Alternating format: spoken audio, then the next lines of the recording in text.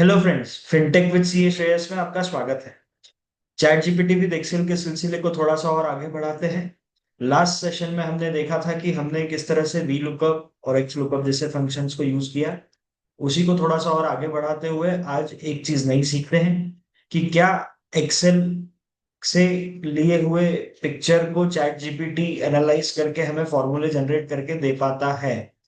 तो आइए चलते हैं एक्सेल पे। सबसे पहले मैंने स्क्रीन शेयर की, जो उम्मीद करता हूँ आप मेरी स्क्रीन देख पा रहे हैं। ये मेरी एक्सेल शीट खुली है। इस एक्सेल शीट में आप देख रहे हैं, एक तरफ आईडी है, कस्टमर की आईडी, और कस्टमर आईडी के सामने टोटल है। उस टोटल में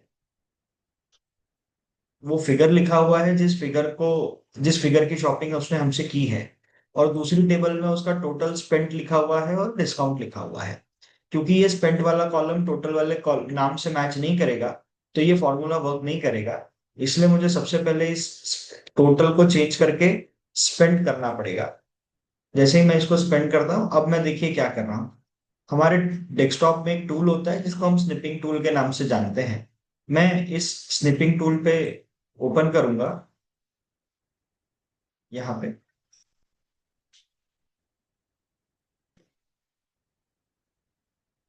ये स्निपिंग टूल मेरा ओपन हुआ। यहाँ पे न्यू स्निप का ऑप्शन आता है। मैंने यहाँ से एक इमेज खींची, मैंने इसकी फोटो खींची basically.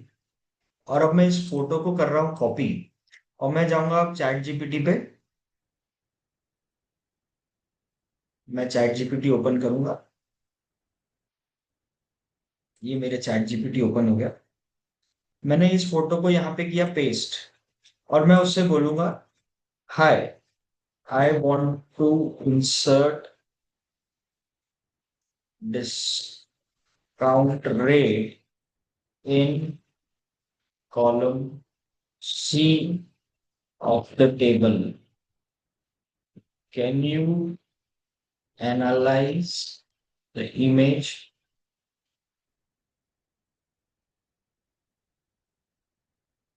and generate formula for me? तो मैंने उसको बोला कि तू इमेज को एनालाइज करके एक फॉर्मूला जनरेट करके दे जिससे डिस्काउंट का रेट मैं सी कॉलम में लेके आ पाऊं। देखिए, उसने मेरे को एक फॉर्मूला जनरेट करके दिया। और उस फॉर्मूले को मैं करूंगा कॉपी। मैं जाऊंगा मेरी एक्सेल पे, और मैंने सी कॉलम पे जाके किया पेस्ट। जैसे ही मैंने पेस्ट किया, आप देख सकते हैं 1106 की स्पेंड के आगे 12% आ गया, क्योंकि 1000 से ऊपर का रेट हमने 12 दिया हुआ है। मैं इसको नीचे तक पूरा कॉपी करूंगा फ्लैश फिल से। और आप देख सकते हैं जैसा जैसा स्पेंड होगा उसके आगे उसका रेट ऑटोमेटिकली आ गया। जिसने 188 स्पेंड किए उसके आगे बराबर 2% आ गया। जिसने 700 स्पेंड किए उसके आगे 10%, उसके आगे रेट गलत आया। ठीक है, अब मैं इसको दोबारा कॉपी करूंगा। मैं वापस जाऊंगा अपने स्निपिंग टूल पे और नया सिलेक्ट करूंगा। और मैं इसको कॉपी करूंगा फिर से। ठीक है, और मैं इसको बोलूंगा अब की बार,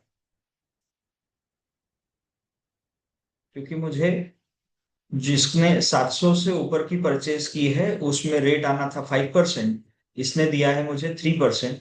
तो इसने 500 वाला स्पेंड का जो रेंज है इसको इग्नोर कर दिया फॉर्मूला बनाते वक्त। तो कोई बात नहीं, मैं इसके पास वापस जाऊंगा चैट जीपीटी के पास। और मैं इसको वापस ये स्निप दूंगा और इसको बोलूंगा, in row number 5, 3, 4 and 5,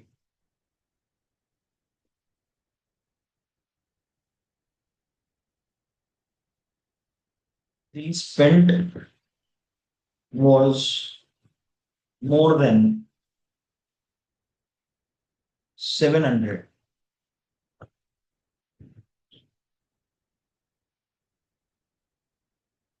but the rate of discount was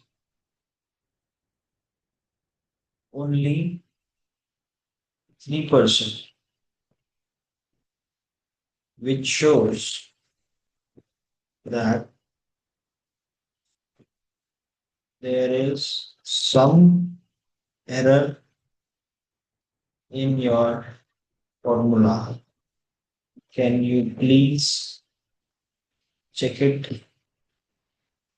तो मैंने उसको बोला कि तेरे फॉर्मूले में कुछ गड़बड़ी है, क्या तू उसको ठीक करके दे सकता है? तो वो उस फॉर्मूले को चेक कर रहा है। अब उसने वापस उस स्निप को इंटरप्रेट किया तरीके से, और अब वो उस पर सही रेट अप्लाई कर रहा है। ये देखिए, अब वो उसको एनालाइज कर रहा है कि कब कब क्या क्या होना चाहिए, और उसके बाद उसने नया फॉर्मूला जनरेट करके दे दिया। अब मैं इस फॉर्मूला को कॉपी करता हूँ यहाँ पे। ये 12% पहले भी सही आ रहा था, अब ये नए फॉर्मूले को नीचे पेस्ट करता हूँ। अभी भी एरर आ रहा है, तो कोई बात नहीं।